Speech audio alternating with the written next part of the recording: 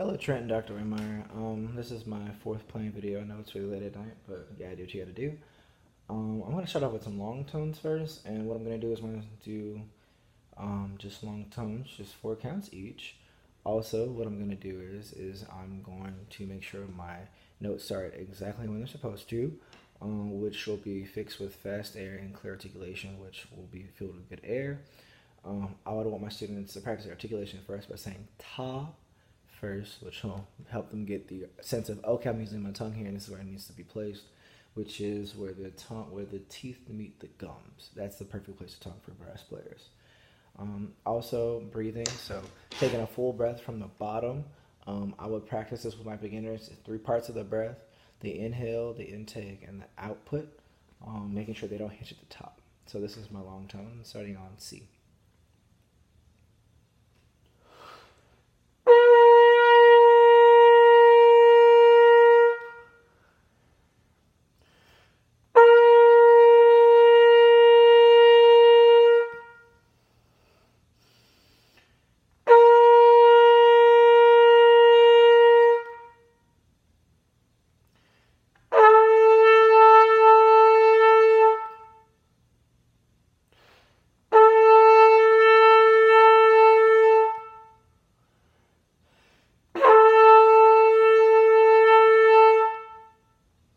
Okay, so if I had to critique that, my C's were really good. I think my tone has gotten a lot more open over the course of these videos, which I think is really good. One of those B naturals that I played, it really didn't respond too well, and I think it was due to my air not being in the right place, the right time.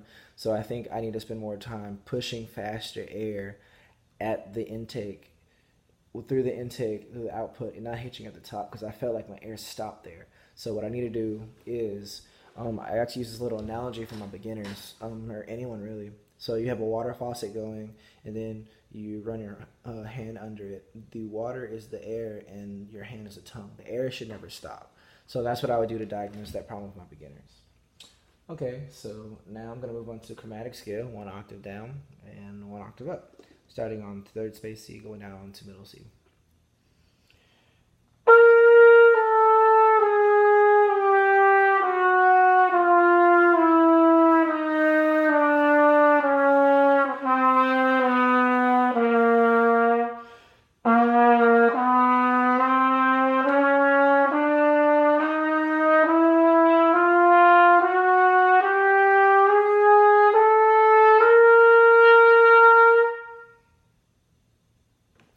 Okay, I want to say I think my chromatic scale was really good. Um, if I had to make something better, it would make my top notes as loud as my low notes. So that'll be fixed by pushing faster air to the bottom of the notes and crescendoing as I go down, and just keeping a steady stream of air and not decreasing it as you go lower. Because most times what we tend to do is the lower it goes, the slower the air, and that's not what you really need to be doing. You need to be doing, more air at the bottom, just to make sure those notes really speak, because those notes are going to come like late across the entire ensemble. And to help fix that with my beginners, like I said, I would just have them crescendo to the bottom and really articulate those notes.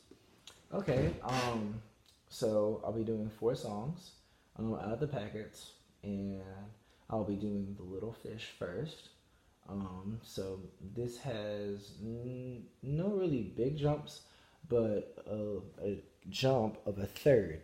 So I would, draw that to their attention. Also, what I would do is at the end, it's only 2 beats instead of 3. So I would have them maybe count 1, 2 off, and that would help them cut off together for my beginners. As for the stand height, this is almost where I would want it to be. So what I would have in the NK student was kind of somewhere, close to being where I want their stand. I'll have them raise it up to about eye level, and that's where I'd have them do it. That way, it makes their posture really good, and that way, because most kids, sometimes they get lazy with posture.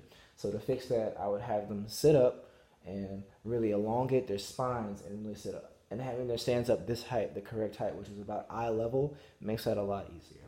So here goes The Little Fish, number 72.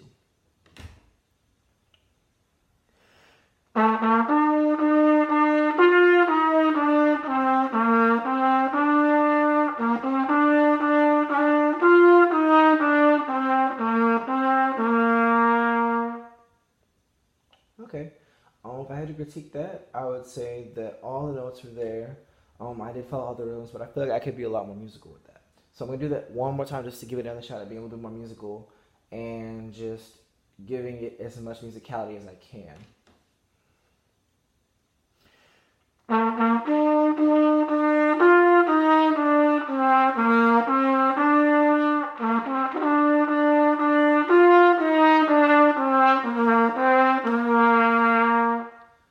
Okay, so if I had to critique that, I did forget the third vowel side on the D is one measure before the N there.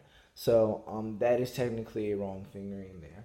To fix that, I would have them go over it. I saw it, and I think, yeah, it is a hard thing to see being a teacher, but overall, it's something you just need to look out for because kids are just gonna forget. And I think a healthy reminder before we play anything is a good idea as well. Just to really ingrain, like, hey, this is what you do when you have a D, you know?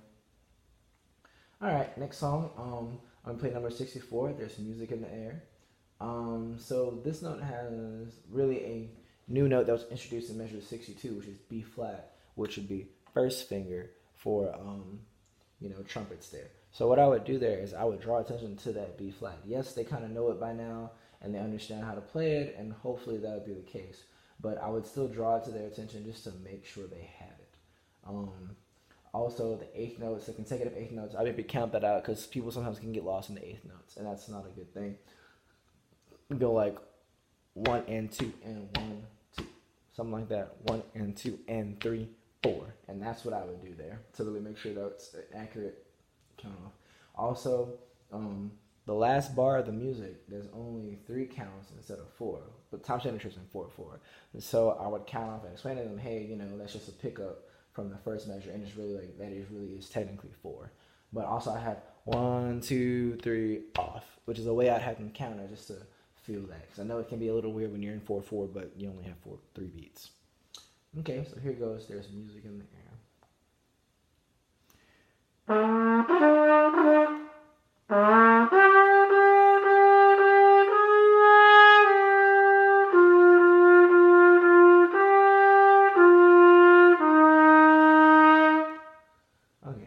I had to critique that one. I'd say my rhythm wasn't correct. It wasn't correct. I could have taken a lot more time on those quarter notes, and the eighth notes caught me by surprise. So I'm going to do that one more time.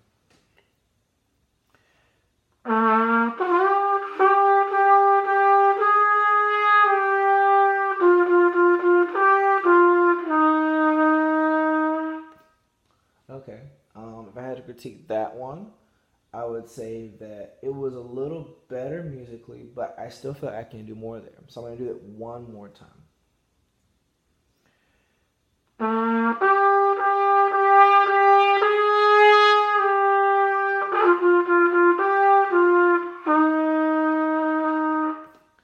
Alright, so I think the third attempt there was definitely a lot better, and if I had to critique that one, I would really just say that the major sixth leaf of C to A could have used a lot more air there.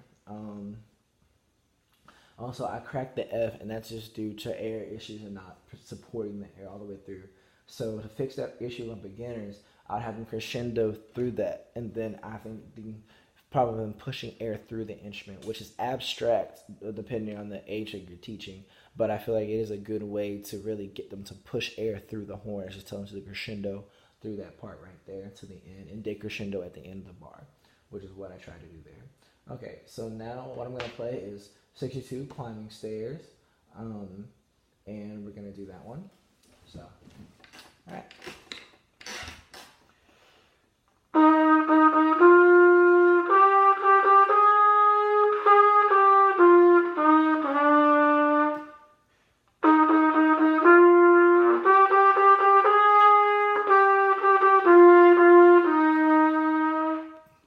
Okay. If I had to critique that one, I would say that musically, I think I did a lot there. A lot of really good dynamics and stuff.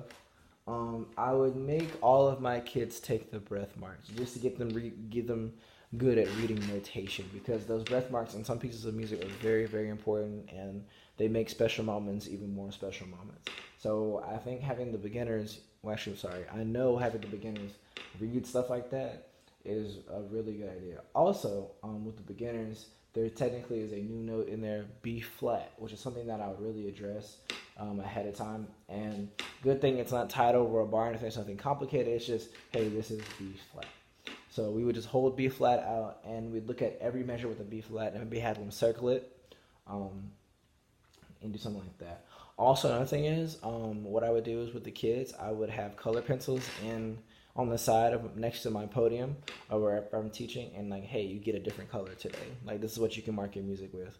That way, it's more creative for them, or they can have more fun with it. Like, oh, I'm going to mark my music. This is in blue, my favorite color. This is one of my other favorite colors. It's just a good, like, it's a slight fun way. Like, oh, hey, I'm marking my music. This is fun.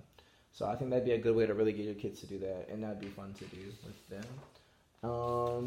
Let's see what else we're playing. I will actually be playing Crusaders March. So Crusaders March. So we have a low B natural in there, which will introduce a number 36, which is mark time. That's something that I would really address with them. Like, hey, this is the Crusaders March, saying it has a low B flat in it, low B natural in it, and I'd have them look at every measure with the low B natural and be like, hey, this is where it's at. Let's count that out and see where it is, and just hold out and just play it for a long time. All right, so this is Crusaders March.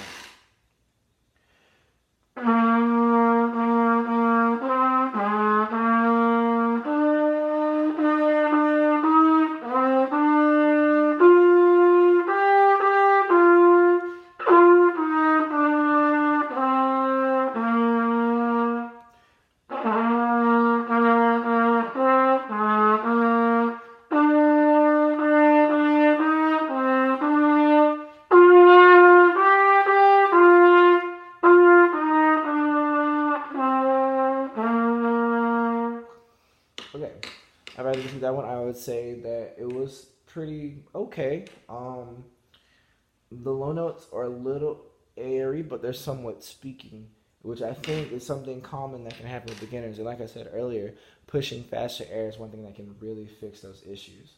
So, okay, I'm gonna move on to the next one. Let's see.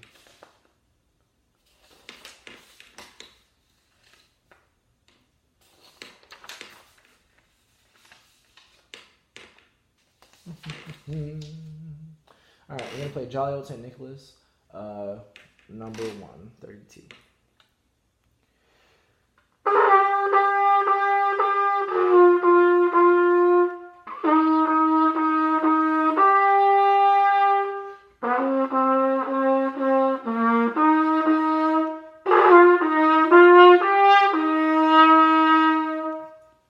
Okay. If I had to critique that one, I would say that it was okay overall. I did, however, make sure I pulled out my third valve slide in the video on the D's in that one measure. So 1, 2, 3, 4, 5, fifth measure. Make sure I had the D out for all of those, the third valve slide out for all of those, which made those a little bit more in tune. I will say my A's are slightly sharp, so another way to fix that is if you want to play third. I wouldn't really teach my beginners that. I would teach them to kind of listen and make sure to try to get the A in tune as much as they can. It's naturally sharp coming from the factory, so a good way to counter that is just to play third. But I probably wouldn't teach them that too early on because that can just confuse people. Okay, so that wasn't too bad. If I had to make one thing better, it would just be in the note cracking, which can be solved with more air, which would fix a lot of the issues that I'm having with this particular piece right here. So to fix that with my beginners, what I would do is, like I said, just have them crescendo through that and just really make that a big long phrase and have them not think about it so much, oh my God, this is just this ta, ta, ta, ta, ta, ta, and just make it a longer phrase. Okay, so now I'm going to play a farm out.